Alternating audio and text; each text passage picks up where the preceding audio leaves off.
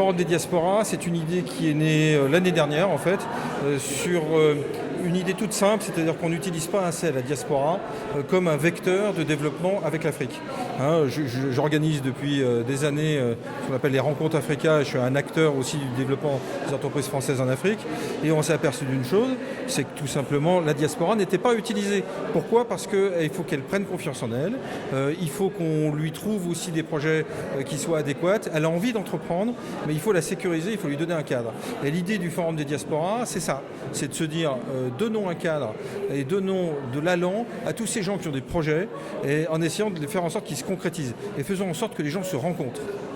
Alors aujourd'hui, on est tous d'accord avec les estimations que l'Afrique est un continent d'avenir, à la fois sur le plan démographique et à la fois sur la croissance économique.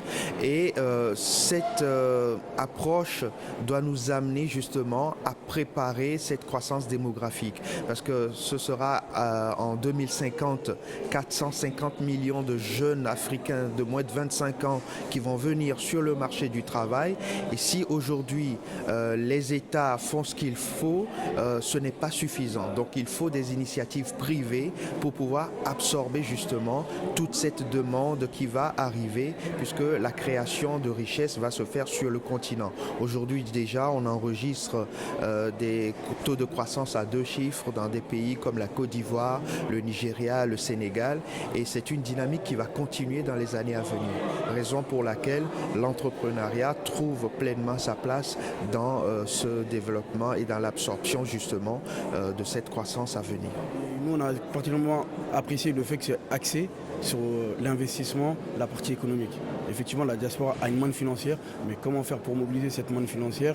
À titre d'exemple, la diaspora malienne apporte 15% au PIB national du Mali, ce qui est 2 ou 3 fois supérieur au titre de l'aide au développement que les pays soi-disant qui nous aident apportent. Donc ouais, notre aide est 3 fois supérieure à celle donnée par l'Union européenne par exemple.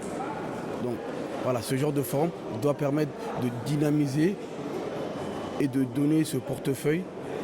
Même le pays d'accueil en bénéficie puisqu'on a des entrepreneurs d'origine africaine qui entreprennent déjà d'abord ici et qui, à un moment donné, en ayant une certaine assise, se disent pourquoi ne pas aller dans le pays d'origine apporter mon expertise.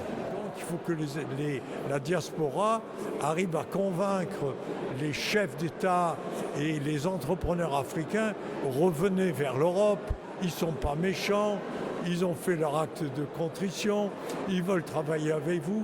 Et personnellement, je crois beaucoup au déterminisme géographique. C'est-à-dire que quand vous regardez les 2 continents, Europe et Afrique, on tourne à la même heure.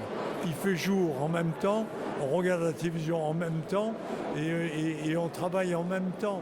Et donc on a une proximité géographique, une proximité culturelle, et ça c'est un atout. Et on a la complémentarité nord-sud, et on a aussi les mêmes défis, réchauffement climatique, terrorisme, immigration, et ça on ne peut pas le traiter tout seul.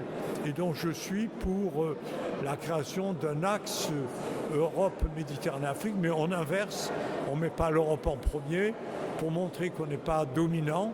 Et c'est les Africains qui m'ont dit, c'est Constant Némalé qui m'a dit, Jean-Louis, arrête de parler de Europe, Méditerranée, Afrique.